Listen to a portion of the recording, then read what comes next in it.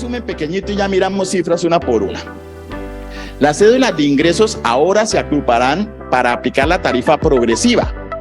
Entonces todo lo que una persona natural reciba se va a amontonar en la misma partecita, a excepción de ganancias ocasionales. Eso lo lograron dejar por fuera, aun cuando en el proyecto, cuando se presentó, también lo incluían. Pero ahora todo queda por fuera. Bueno, y las dividendos, que ya miramos esa partecita en una parte de los dividendos. Se reduce el tope del 25% exento laboral a 790 VTs anuales. Ya le ponemos numeritos a eso para que lo entendamos. De igual manera, el límite de la cédula general, que es del 40%, no pueden sumar más del 40% las rentas exentas más las deducciones, pero que no superara ahora quedó en 1.340 VTs. Entonces, si nosotros vemos, no me están cambiando la tarifa impositiva, ni siquiera me están cambiando la forma de calcular el impuesto. ¿Qué es lo que hicieron? Me disminuyeron los topes máximos. Pero como todo en este país y nosotros vivimos así, a nosotros nos dan, dicen comúnmente, zanahoria y garrote. Pues como por aquí nos están dando garrote, entonces dentro de los que nos dan como beneficio y como zanahoria nos dicen, no es justo que en un país como Colombia tribute lo mismo la persona que tiene un dependiente a la persona que tiene 3, 4 dependientes, porque no tiene que hacer la misma inversión para garantizar la estabilidad de su familia. Entonces se le da un beneficio por dependiente a cada persona de hasta 72 VTs y hasta 4 dependientes. Entonces ese ya dice, no, bueno, las cosas van mejorando también, porque claro que cuando uno mira cada vez tienen menos dependientes, ya nadie quiere tener hijos, ahora quieren tener gatos o perros. Sí. Entonces ya esos dependientes también, poco impacto diría uno, pero son cositas pues que nos tienen mirando. Además de eso, pues solucionaron un problemita que venía en la norma desde hace rato. La norma dice, los dependientes en Colombia serán los hijos del contribuyente menores de 18 años, los hijos del contribuyente mayores de 18 y hasta 23 cuando estudien, y los hijos del contribuyente mayores de 23 cuando tengan algún problema físico o psicológico que le impida trabajar. Pero resulta que cuando los hijos del contribuyente tienen problemas físicos o psicológicos, ni siquiera pueden estudiar. Entonces llegaba a tener más de 18 años ese hijo y no podía estudiar. Pero la norma decía era que la extensión de los factores físicos o psicológicos era desde los 23. Entonces había un vacío en la norma. Entonces lo que hizo la reforma fue decir, también los hijos mayores de 18 que tengan situación de dependencia por los problemas físicos o psicológicos pueden ser considerados dependientes. Se gastaron todo un artículo para lo que en lógica ya todos veníamos haciendo porque todos los metíamos como dependientes. ¿Sí? Y discutieron fuertemente. Aquí es donde viene otro de los garrotes que no nos hemos dado cuenta todavía el tamaño del mismo. Tendrá que ser desarrollado por la DIAN, pero va a ser los garrotazos más duros que estos que veníamos charlando. Ahora la DIAN podrá, si quiere, adivine qué, quiere, estimar topes indicativos de costos y gastos por ahora en el 60% de los ingresos brutos para la cédula general. Y en la cédula general, ¿qué quedó? Todo. Entonces le van a decir a cualquier persona, ustedes recordarán para los que son viejitos, como yo, que hace unos años la renta de personas naturales no permitía a los que no llevaban contabilidad sino descontarse hasta el 90% como gasto, si era ingeniero o arquitecto, porque si no lo era, entonces no podía descontarse sino hasta el 50, 60%. Eso era hace unos años. Es más o menos esto mismo. Ahora le van a decir, cualquier persona natural puede hacer el negocio que quiera. Cualquier persona natural puede tener costos y gastos, pero no se puede gastar más del. Leámoslo al revés. ¿Sobre cuánto van a poner a tributar a todas las personas naturales? Sobre el 40%. Así no le busquemos nosotros la vuelta. Veámoslo como es. Es sobre el 40, con todas las arandelas, porque además de eso usted en su renta tiene que decir, mis costos son menos de 60, porque si sus costos son más de 60, tiene que soportar, decir, demostrar, hacer. Es decirle a la DIAN, mire, yo me pasé del 60, ¿quiere revisarme? Porque yo tengo que avisarle a la DIAN, tengo que informarlo en la declaración que mis costos se pasan del 60%. Entonces, invitarlos de una vez, venga y revise cómo es que estoy yo. Esa va a ser una parte, pues, porque todos hoy tenemos costos, gastos y demás, y tratamos de utilizarlos. Pero miremos uno por uno estas cositas para que le pongamos numeritos. En azulito, como estaba antes de reforma. En amarillito, como quedó con la reforma. El numeral 10º del artículo 206 del Estatuto Tributario, ese que habla de las rentas exentas para las personas naturales, lo modificó el artículo 2º de la 2277. Y ahí me dicen, antes decía, será renta exenta el 25% del valor total de los pagos laborales, limitados hasta 240 VTs. ¿Pero limitado cómo? Mensualmente. Cuando pasa en la redacción uno dice, ay, pero subió de 240 a 790. No, porque es que antes era mensualmente y ahora es, ¿este 25% lo cambian? No, lo que me cambian es el tope, que pasó a ser 790 VT. Si yo divido 790 entre 12 me da 65,83 VTs mensuales, o sea, el tope es de 2.792.000 pesos. Como todos ustedes tienen celular y todos en el celular tienen calculadora, hágame una operación sencilla.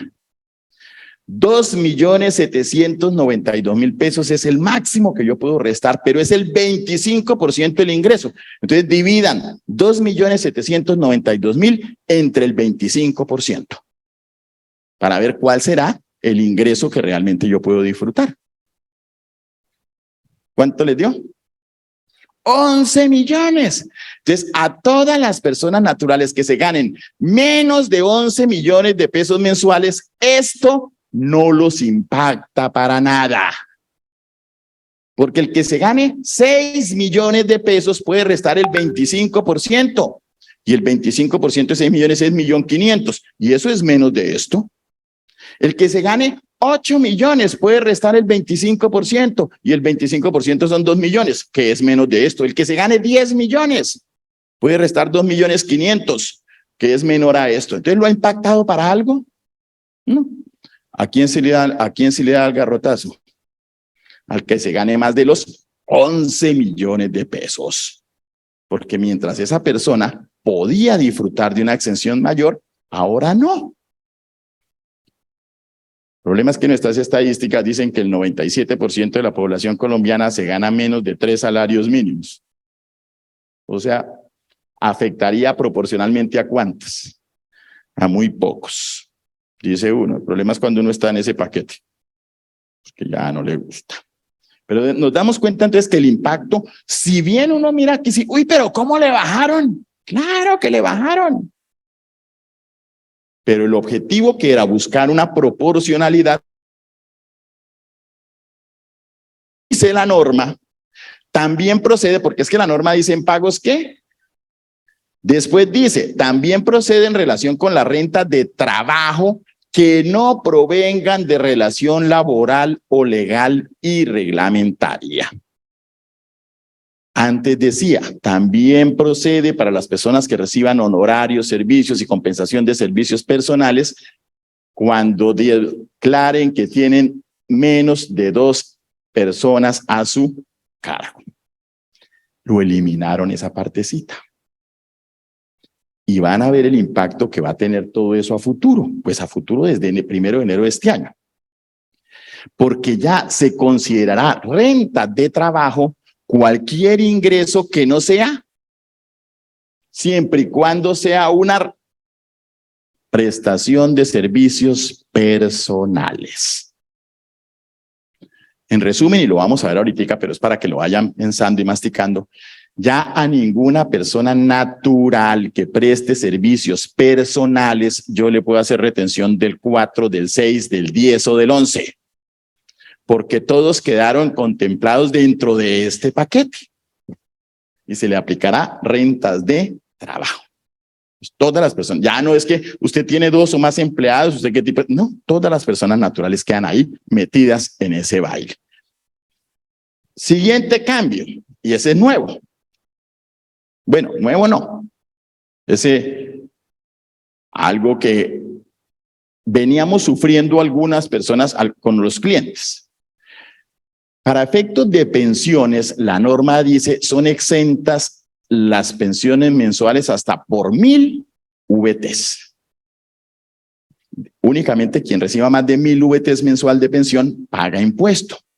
Sin embargo, la norma anterior decía las pensiones que se reciban de carácter nacional. No cubría las pensiones que se recibían del extranjero. Sobre las pensiones del extranjero había que pagar impuesto.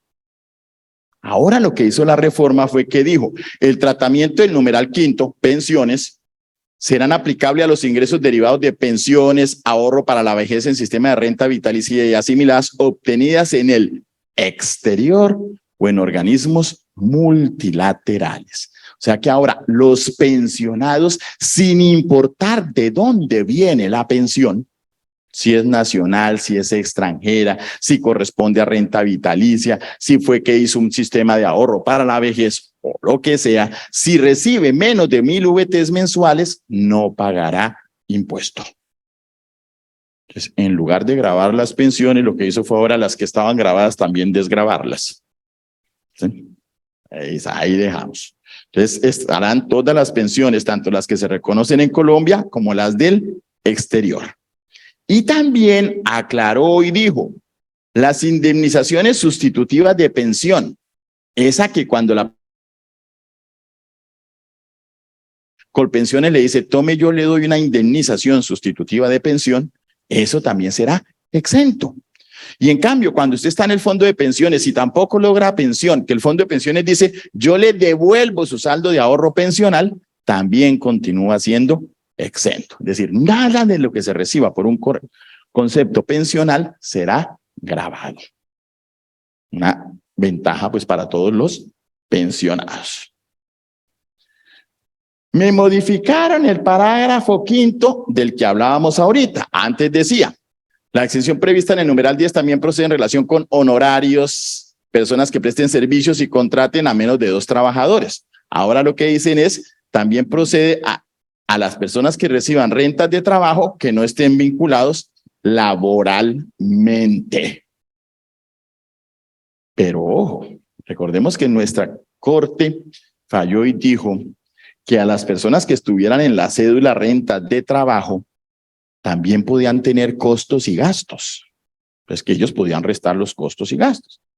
Y entonces el Estado, el legislador dijo, ok, el que tenga costos y gastos, réstelos. Pero si los resta, no puede tener derecho al 25% de renta exenta. Entonces usted haga cuentas y escoja cuál le sirve más. O se toma el 25% de renta exenta o tiene costos y gastos. En la proyección financiera que ustedes van a hacer a futuro, tengan en cuenta que hace un ratico les conté que la norma que dice con esos costos y gastos, que ahora no podrán ser superiores al 60%. Bueno, esto ya no se devolvió más. Acá está 60%. ¿Sí? Entonces ya tampoco es que me sirva mucho, porque yo tenía ahí de entrada un 25% adicional. Pero mire cómo si hay cositas pues que tendremos nosotros que ir verificando e ir mirando en lo que me va cambiando. El otro cambio grande. Se sumarán las rentas líquidas cedulares obtenidas en las rentas de trabajo de capital no laborales y de pensiones. Y le aplicamos la tabla del 241. Así decía antes de reforma. Ahora, ¿qué dice? Se sumarán rentas de trabajo, rentas de capital, rentas no laborales, rentas de pensiones y de dividendos y participaciones. Y a ello le aplicamos la tarifa del artículo 241. Esta parte lo hicieron en el 2018, porque cuando empezamos con las rentas cedulares en el 2016, con la 1607, no había renta, no había cédula general, sino a las rentas de trabajo se les aplicaba una tabla. A las rentas de capital otra, a las rentas no laborales otra y a las de dividendos otra. Entonces, ¿uno qué hacía? Uno hacía cuentas, me queda mejor meterla por rentas de trabajo, por rentas de capital, por rentas no laborales. ¿Dónde voy a declarar eso? El que menos me dé, allá lo declaro. Entonces el gobierno le dio cuenta de eso y dijo, no, déjense de bobadas. Sumamos esas tres y le aplicamos la misma tarifa a todos. Y nos dejaron dividendos por fuera, que tenía una tabla diferente. Sin embargo, ¿qué significaba? Una persona que recibía rentas de trabajo, rentas de capital, y recibía 50 millones de pesos de renta líquida gravable, al aplicar la tabla del 241, paga impuestos. Pero si adicionalmente recibía dividendos, al aplicar la tabla de dividendos, como la tabla empezaba diciendo, de 0 a 300 VTs no paga, 0%, pues sobre eso no pagaba.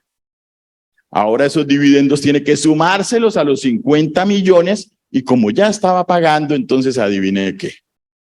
Paga.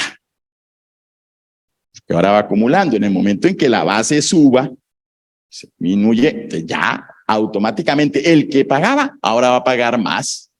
Bueno, y siguen lo mismo. Las pérdidas de rentas líquidas cedulares no se sumarán. Entonces usted puede perder en alguna de ellas, pero no puede restarlas. Eso sí sigue igualito. Y me colocan un tope adicional, porque a todas las rentas cedulares yo le podía restar rentas exentas y deducciones.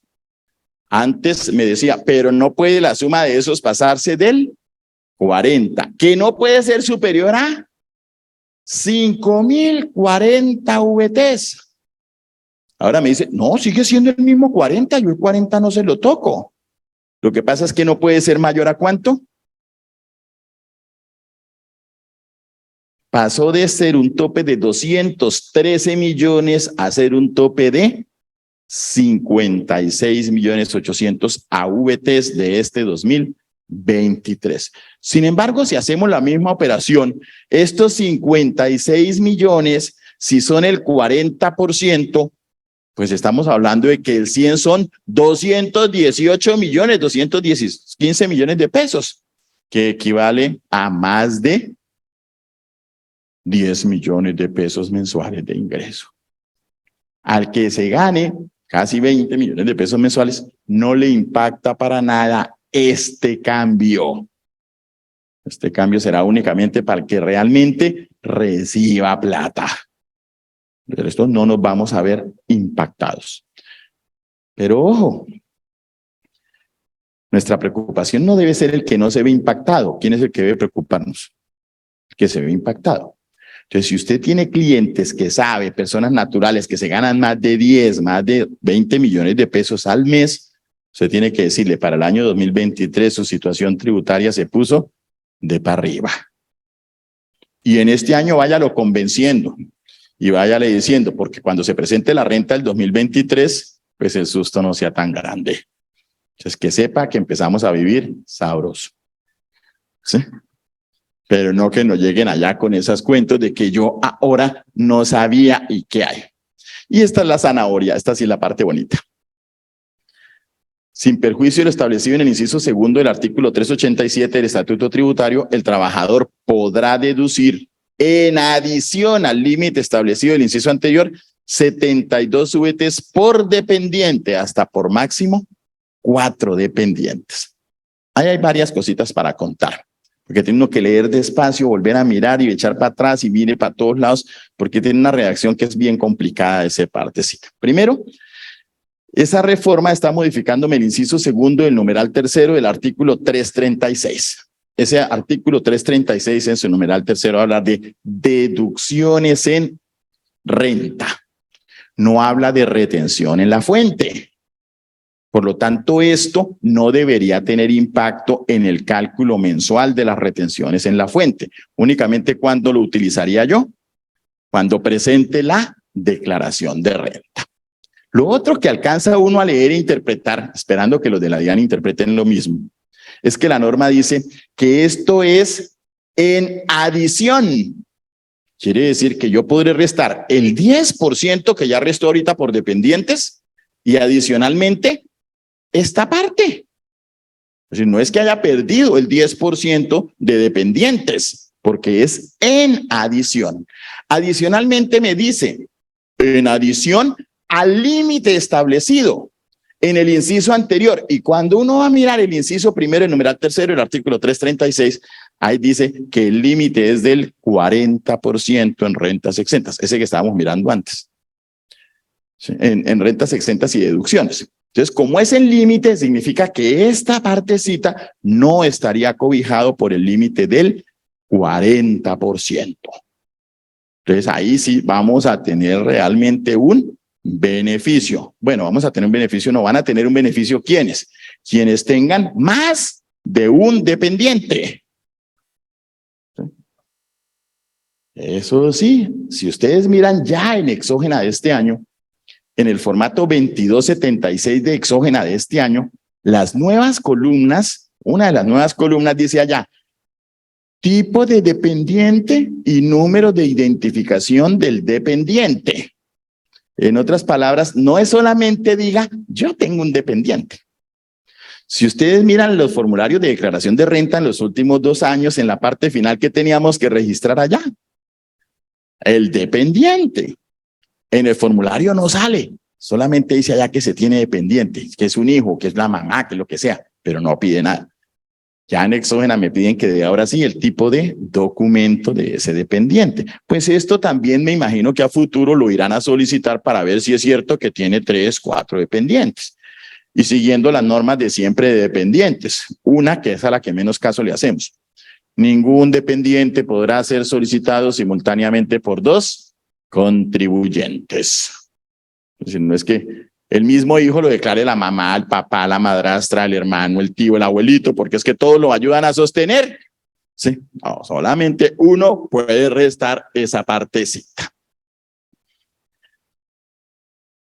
Me siguen diciendo, numeral cuarto del 336. También se podrán restar los costos o gastos asociados a rentas de trabajo cuando provengan de honorarios, compensaciones personales en desarrollo de una actividad profesional independiente. Ahora, ¿cómo quedó? También se podrán restar los costos y gastos asociados a rentas de trabajo. Ya no me hablan solamente de honorarios y servicios, sino de aquellos que no provengan de relación laboral, legal o reglamentaria. Es decir, cualquier cosa que reciba una persona natural que no sea relación laboral o reglamentaria, puede restar costos y gastos. Pero si hacen parte de la cédula rentas de trabajo, el contribuyente deberá optar, tiene que escoger entre uno de los dos, entre restar costos o restar la renta exenta del 25%. Entonces, lo que hicieron fue aclararme algo que también ya la DIAN, por efectos de formulario y por todo, lo venía imponiendo, pero no estaba en ley. Entonces ahí me dices, o escoge meter facturas o escoge meter 25%. Hay que tenemos que aclarar una bobadita. Si usted escoge llevar costos y gastos, ¿qué requisitos tienen que tener esos costos y gastos? Cumpla con todos los requisitos. Primer requisito grande, factura. Sí. Por ahora no tienen la necesidad de ser pagado por bancos para que sea costo y gastos. Ya sí viene en un descuento adicional que nos dan, que ya vemos esa posibilidad. Pero cualquier persona que para hacer efectivo eso puede pagar en efectivo, sí, claro. Pero necesita la factura electrónica. Pero eso sí que necesita revisar el 771-5 de no pasarse del límite de pagos en efectivo, porque ese límite de pagos sí todavía sigue existiendo. Si le pago a una persona natural por servicios y que espero que sea válido como costo o gasto, ¿qué tengo que exigirle a esa persona? Que me demuestre que está pagando seguridad social. Porque si no está pagando seguridad social, no me van a aceptar ese costo y ese gasto. Entonces, pues, a veces dicen, güey, mi chica, ¿será mejor ponerme yo a todo ese poco de peleas o será mejor de una vez adoptar el 25%? Esto Si es nuevo. Y es un beneficio para todos. ¿Sí? Me dicen, las personas naturales, cuando compren bienes y servicios, podrán, si quieren, solicitar como deducción del impuesto, no como deducción del ingreso, sino como deducción del impuesto, o sea, un descuento tributario, el 1% del valor de lo que compre, sin que exceda 240 VTs. Nosotros llevamos 6 años, 7 años ya vamos a cumplir con el sistema de facturación electrónica. Empezamos con el plan piloto, con el plan modelo, que después lo cambiamos a que tenía que ser factura electrónica con validación previa, con todo ese poco arandelas que llevamos. El éxito de la factura electrónica será que todo el mundo exija factura electrónica. Para que todo el mundo exija factura electrónica, ¿qué hizo el Estado? No le acepto costos y gastos a nadie que no tenga factura electrónica. Entonces, todas las empresas que exigen ahora, todos los que llevan contabilidad, ¿qué exigen ahora? Factura. Pero yo, Jorge Beltrán, como ni soy empresa ni llevo contabilidad, a mí me vale 5 que me den factura electrónica o no. No me interesa. Entonces, ¿qué me dice el Estado? Venga, Jorge, si usted pide factura electrónica, yo le voy a hacer un descuento tributario allá en su impuesto de renta del 1%. Entonces, adivine yo qué hago desde el 1 de enero. A todo el mundo le pido factura electrónica. ¿Sí? Algo servirá. Pero ojo, no es solamente pedir factura electrónica. Me dice, la adquisición de ese bien no se solicita como costo o deducción. Es decir, yo no puedo incluirlo dentro de mis costos y deducciones. En otras palabras, yo tengo que tomarme el 25% de renta exenta. Porque si llevo costos y deducciones, ya no me van a restar esto. Entonces, lo primero es llevarlo allá. Lo segundo, que cuando yo compre eso tiene que estar soportado ¿cómo? Y la factura electrónica tiene que venir a nombre de ¿quién? No es que yo vaya al Éxito y pida que la den a nombre de mi señora. No, ahora sí me toca el nombre mío. Me toca dar los puntos míos. ¿Sí? La factura electrónica. Y aquí viene el enredo. Que la factura se encuentre pagada ahora sí a través de ¿qué? Débito, crédito o cualquier medio electrónico. Hay una ventaja. La DIAN y la Corte ya dijeron que entre los medios electrónicos está Nequi. Que entre los medios electrónicos está DaviPlata, que entre los medios electrónicos está Tepaga. Todos estos medios se entienden como medio electrónico. Eso sí, usted primero tiene que pedir ¿qué? La factura electrónica. ¿Sí? En otras palabras, ¿qué le está diciendo? No use efectivo. ¿Sí? Es una manera de controlar que efectivamente esté ingresando la factura. Que la factura la expida alguien que esté obligado a expedirla. ¿Sí? Con una ventaja adicional. Hay un tope de 240. No se va a tener en cuenta para retención en la fuente. No puede decir uno que como compré mucho, entonces me dio pérdidas que antes me deben impuestos. ¿Sí? Ni puede decir uno que entonces lo incluimos y me pasé del 40%, que no me puedo pasar del 40%. Entonces ahora tendremos que comprar y pedir factura electrónica. Y si ya las personas jurídicas piden factura electrónica y las personas naturales pedimos factura electrónica, adivine qué va a pasar. La DIAN se va a enterar de todo, pero todo el mundo tendrá que facturar electrónicamente y la elusión o la evasión tendrá que disminuir. Ahora, hagamos cuentas. ¿Me sirve más tomarme este descuento del 1% o llevar eso como costos y gastos? ¿Sí? Tendremos que mirar individualmente dependiendo nuestro tope, porque con topes y gastos no me puedo pasar de cierto nivel, costos no puedo hacer, tengo que exigir, porque en ambos casos tengo que pedir factura electrónica. Entonces, si ya tengo la factura electrónica, ¿no es mejor llevar el 100% como gasto que el 1% como descuento tributario? Diferente, por ejemplo, yo, Jorge Beltrán, que a mí me pagan por venir a dar esta charla, ¿y qué costos le puedo yo meter a esta charla? Nada, no tengo costos. Entonces, como no tengo costos, ahorita cuando almuerce en el restaurante pido factura electrónica. Y ya tengo, no podré restar como costo el restaurante, pero sí voy a restar de mi impuesto el 1%. Entonces, cada quien tendrá que hacer su análisis individual para hacer su proyección a futuro sobre qué nos conviene más. Pero sea lo que sea, por ahora, y antes de que haga las cuentas, ¿qué vamos a hacer? Exijamos factura electrónica. Y es sencillo, mire, usted va a cualquier almacén y usted le dicen, ¿necesita factura electrónica? Y uno dice, ah, qué pereza. No, diga que sí. No le compre a ese. Si la gente no le entrega factura, no compre ahí, compre en otro lado. Y cuando usted compre en otro lado y vea a la persona que no vende con factura electrónica, que nadie le compre, adivine qué le toca ponerse a hacer. Entonces los alcahuetas somos nosotros. ¿Sí? Es decir, y eso nos pasó hace 12 años. Hace 12 años, todos, la factura con IVA o sin IVA. Y en todo lado iba uno y le preguntaban, ¿con IVA o sin IVA? Ya eso no lo preguntan. ¿Por qué? Porque sabe que todo el mundo tiene que facturar. Claro que ahí nos... bueno, eso. Que ya no preguntan, pero tampoco le dan factura, o ya no le incluyen el IVA, ya no le... De todas maneras se hacen los locos, ¿no es cierto? Eso por todos lados hay. Venenitos que trae la reforma tributaria para las personas naturales.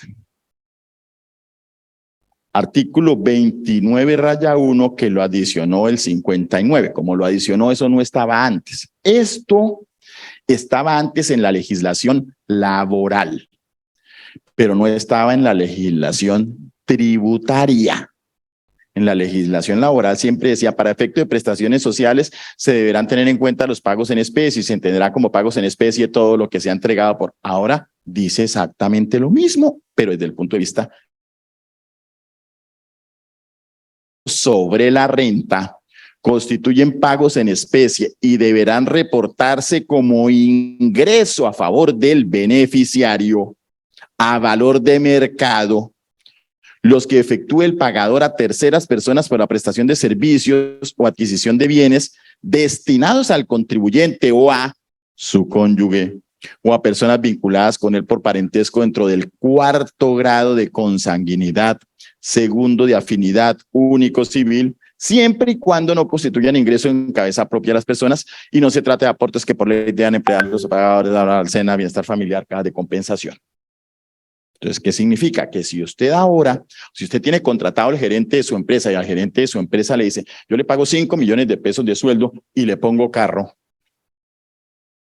eso se volvió ahora un ingreso en especie. Debe reportarse como ingreso a favor del beneficiario y por ser un ingreso a favor del beneficiario será base de retención en la fuente y será base de impuesto de renta. Que le pago 10 millones y le doy la casa de habitación, pero para evitarnos problemas, digamos que esa casa de habitación, el contrato de arrendamiento lo va a hacer su esposa, no usted, para que no se note por ningún lado que está. Entonces resulta que es que ahora cuando ingrese eso a favor del cónyuge, del hijo, de lo que sea, entonces cualquier pago en especie que yo le pago la gasolina. El problema es que como dice cualquier pago en especie vamos a tener funcionarios de la DIAN demasiado avispados. Entonces, cuando a mi vendedor, yo le digo para que trabaje, tome, yo le doy un celular con minutos para que usted venda. El funcionario de la DIAN, ¿qué va a decir? Que esa entrega de celular, ¿qué fue? Un pago en especie. Hoy hay 50.000 cosas. Que yo le pago la medicina prepagada, que yo le hago el aporte a pensiones, que yo le pago el seguro preexequial, que es que le voy a dar el celular, que es que le voy a dar. Hacemos cualquier cantidad de figuras. Aquí nos están metiendo los dedos a la boca, pero bien hondo. Porque cualquiera de eso hace parte ahora de los ingresos. Yo tengo la responsabilidad de declararlo como ingreso del trabajador y hará parte de la base de retención en la fuente y hará parte de la base de renta. Entonces tengamos cuidado con todo ese poco de cositas adicionales que nosotros de una forma indirecta le estábamos dando como beneficio a algunos empleados. Desgraciadamente, ¿qué va a suceder con eso? Que las empresas dirán, ya no doy ese beneficio. Y entonces termina perdiendo ¿quién? Entonces ahí hay cositas pues que vamos a tener nosotros que mirar. Si en los bienes y servicios gratuitos no se puede determinar cuál es su valor, no lo reporte como ingreso, pero tampoco podrá llevarlo como gasto o deducción el que esté pagando. Ah, no, eso ya es diferente. Se exceptúan de esta disposición los pagos en especie efectuados por el empleador a terceras personas en cumplimiento de pactos colectivos de trabajadores o convenciones colectivas. Entonces, si Ecopetrol en su pacto colectivo la empresa tiene que darle a todos los trabajadores carro, eso ya no hará parte del ingreso, sino hará parte de los gastos de la empresa.